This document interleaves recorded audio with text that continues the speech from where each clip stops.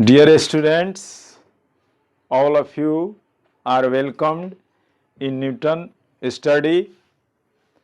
I am going to teach you about to find a speed from a distance time graph. माने distance time graph के द्वारा जो है speed को हम कैसे फाइंड करेंगे.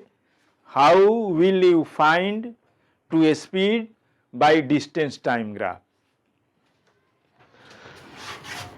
एक्स एक्सिस पर जो है डिस्टेंस को रिप्रेजेंट किया गया है और वाई एक्सिस पर जो है टाइम को रिप्रेजेंट किया गया है.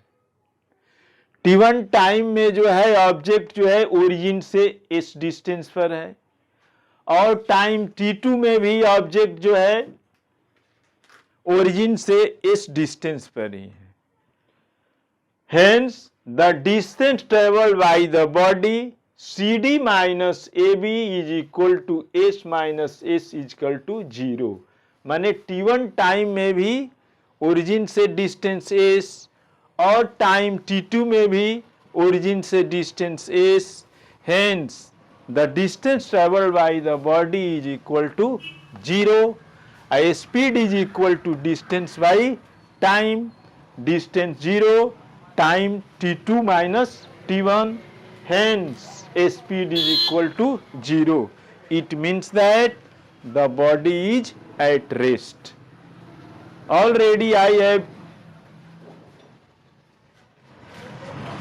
told you when the distance time graph is parallel to the time axis, x-axis, then the body is at rest. मैंने पहले भी जो है हम बता चुके हैं आप लोगों को कि यदि डिस्टेंस टाइम के बीच जो है ग्राफ प्लॉट करते हैं और जो है वह ग्राफ जो है टाइम एक्सिस के पैरेलल है तो बॉडी जो है रेस्ट कंडीशन में होता है. वही चीज जो है इस ग्राफ के द्वारा रिप्रेजेंट किया गया है.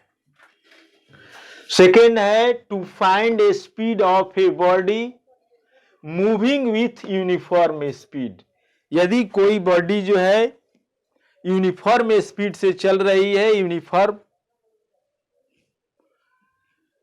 स्पीड से चल रही है तो उसके द्वारा जो है उसका स्पीड जो है हम कैसे फाइंड करेंगे. वाई एक्सिस पर जो है डिस्टेंस को रिप्रेजेंट किया गया है, एक्स एक्सिस पर जो है टाइम को रिप्रेजेंट किया गया है.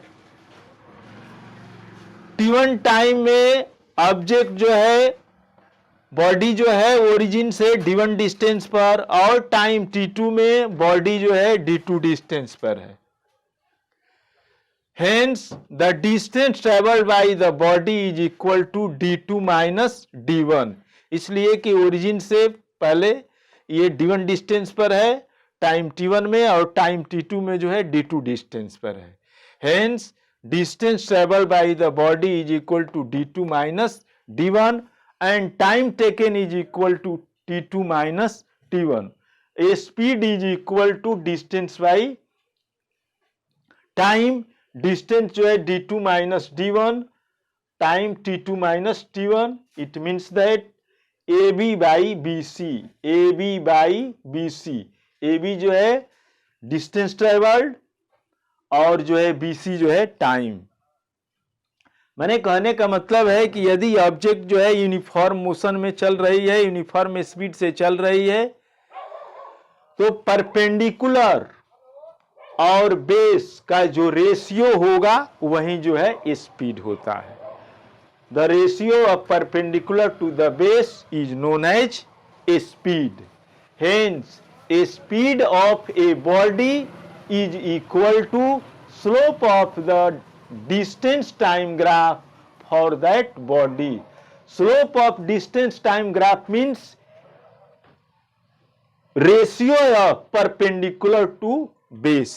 माने perpendicular और base के रेशियो को ही हम स्लोप कहते हैं और यही जो है स्पीड कहलाता है. नेक्स्ट टॉपिक है displacement time graph. When the displacement time graph is a straight line parallel to the time axis, then the velocity of a body is 0. यदि मान लीजिए कि डिस्टेंस टाइम डिस्प्लेसमेंट टाइम के बीच जो है ग्राफ प्लॉट करते हैं और वह ग्राफ जो है टाइम एक्सिस के पैरेलल होता है, तो उस कंडीशन में जो है बॉडी की वेलोसिटी जो है 0 होती है, इसलिए कि डिस्प्लेसमेंट जो है 0 होगा। ये ग्राफ जो है क्लियर है। टाइम t1 में जो है ऑब्जेक्ट का जो है बॉडी का जो है इनिशियल पोजीशन E है और टाइम 2 में भी बॉडी का इनिशियल पोजीशन जो है E है, माने इनिशियल पोजीशन और फाइनल पोजीशन जो है उसका सेम है, इसलिए displacement is equal to 0, time is equal to t2 minus t1, velocity is equal to displacement by time, displacement है 0, hence velocity of the body is equal to 0. Thus, the velocity of the body at rest is 0. कहने का मतलब है कि यदि body जो है rest condition में है तो उसकी वेलोसिटी जो है 0 होगी। बॉडी कब रेस्ट कंडीशन में होगी? जबकि डिस्प्लेसमेंट टाइम के बीच जो है हम ग्राफ प्लॉट करेंगे और ये ग्राफ जो है टाइम एक्सिस के पैरेलल होगा, तो बॉडी जो है रेस्ट कंडीशन में होगी। Now I finish my teaching. I will see you in next video with new topic. Thank you.